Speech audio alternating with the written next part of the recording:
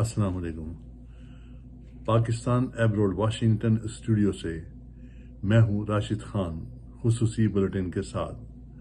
آج پاکستان میں election day تھا۔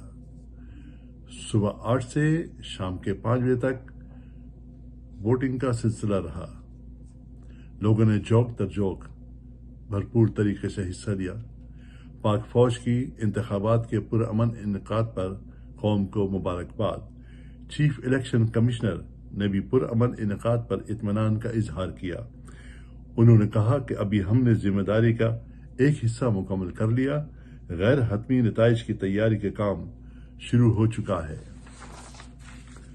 لاہور سے قومی اسمبلی کے 14 حلقوں میں بڑے سیاسی مقابلے جاری ہیں اور نتائج تسلسل کے ساتھ آ رہے ہیں۔ ان حلقوں میں نواز شریف، شہباز شریف، مریم نواز، حمزہ شریف، بلاول بھٹو، ڈاکٹر یاسمین راشد سمیت کئی بڑے نام ہیں۔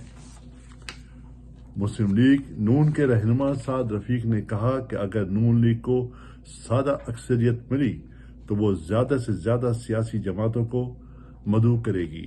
انہوں نے کہا کہ نواز شریف کا کہنا ہے کہ جس پارٹی نے لیڈ کرنا ہے اسے سادہ اکثریت ملنی چاہیے۔ بلاول بھٹو نے کہا کہ پاکستان پیپلز پارٹی ابتدائی نتائج حوصلہ افزا ہیں۔ انہوں نے یہ بھی کہا کہ دیکھتے ہیں کہ آخر میں حتمی نتائج کیا ہوتے ہیں۔ پی ایس 77 سے مراد علی شاہ 66,000 ووٹ لے کر کامیاب ہوئے ہیں۔ انہوں نے کہا کہ سندھ میں نتائج توقع کے مطابق ہیں، جن کے بارے میں پہلے ہی کہہ رہا تھا۔ ایم کیو ایم نے دعویٰ کیا کہ کراچی کے لوگوں نے ہم پر اعتماد کیا اور ہم کراچی میں کامیابی کا نیا ریکارڈ بنائیں گے۔